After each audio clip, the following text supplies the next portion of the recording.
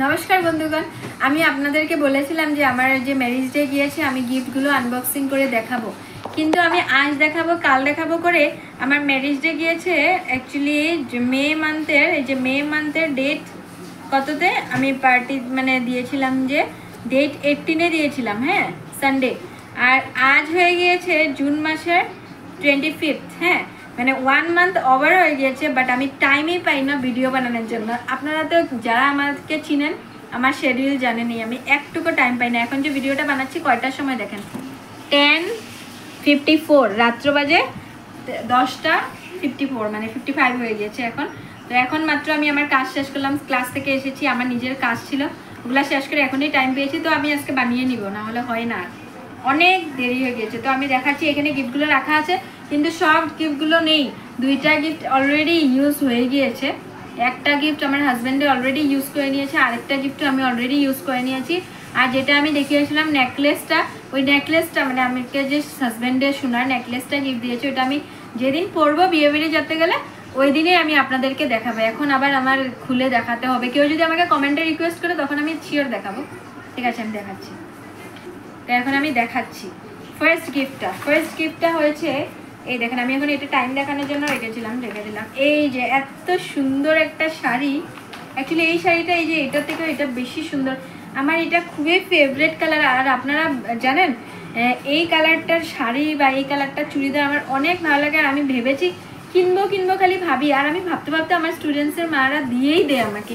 Teachers ডেতেও every time এমনই হয়, আমি চুড়িদার যেটা ভাবি, জামা যেটা ভাবি, যেটা ক্লিপ বা নেকলেস বা যেটাই হোক সেটের কথা ভাবি, এটা ভাবতে আমি পেয়েছি, এই শাড়িটা পেয়েছি। এত সুন্দর কালারটা, মানে আমি বলে বোঝাতে পারবো না, এই কালারটা আমার এত ভালো লাগে। আমি এটা দুর্গাপূজাতে মানে আমি একবার শাড়ি নিব না, এখন থেকেই শাড়ি পাওয়া স্টার্ট হয়ে গিয়েছে। তো এটা আমাকে আমার যে স্টুডেন্ট সোমেনের মা দিয়েছে, মাম্পি আমার ফ্রেন্ডও হয়, ও দিয়েছে। থ্যাংক ইউ সো মাচ, আমার খুব ভালো লেগেছে। আর ও যেহেতু খুব ভালো ডিজাইনার, ড্রেস ডিজাইন করে, তো মানে ব্লাউজটা যে ওর কাছে আমি স্টিচ করতে দিব, অনেক সুন্দর বানায়। তো আর পরার পরে আমি শিওর আপনাদেরকে আবার দেখাবো, টেনশন নেবেন না।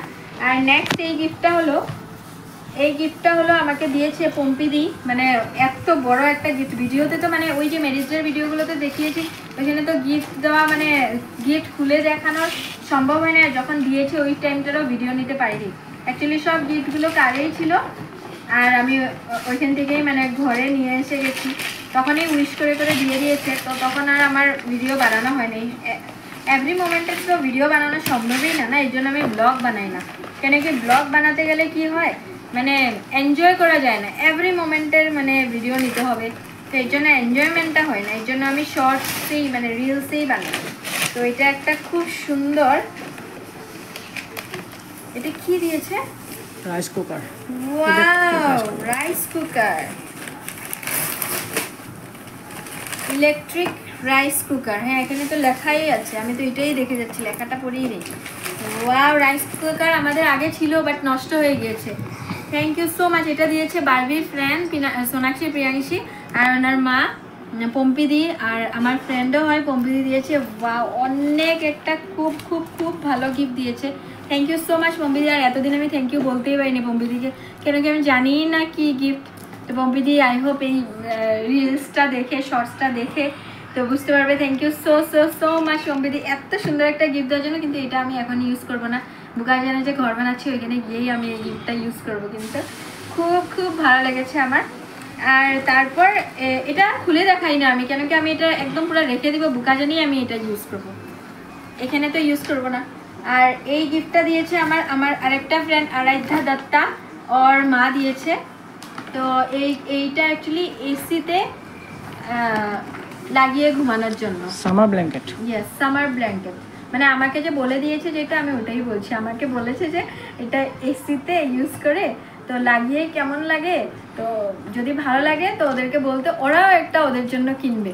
আরাধ্যার মা মানে আরাধ্যা বারবির ফ্রেন্ড, আর আরাধ্যার মাও আমার ফ্রেন্ড, তো এই ব্ল্যাঙ্কেটটা দিয়েছে আমাকে।